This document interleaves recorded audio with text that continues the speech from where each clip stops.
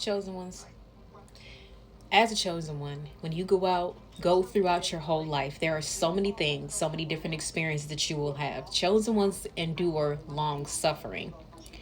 But the reason for us to endure this suffering is for us to gain the wisdom as to what went on in the spiritual realm, as to why we experienced all of this. Some of the things came as if God was is testing us and equipping our spirit. Some of the things came as, the enemy trying to tempt us and we had to fight those spiritual warfare. Some things that we went through, God allowed, everything that we went through, God has allowed because God was with us the whole time.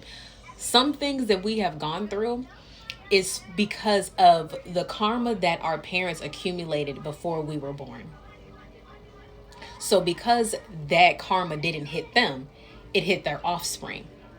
So we're experiencing some difficult traumatic situations, and we're learning that because the parent did not do the right thing, they did something very wrong. Because the parent did this, they did not repent for what they did.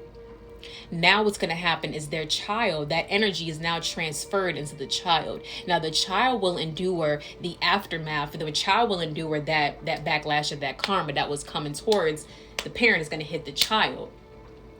It hits the child because the parent now has to look at what this child has gone through, and now part of their karma is watching their children go through something very, very difficult, something that they did to somebody else in previous years.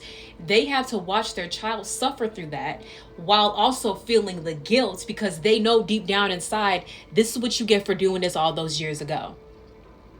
So the reason for all of this is for us to learn the lesson to break that curse. We're here to break that curse.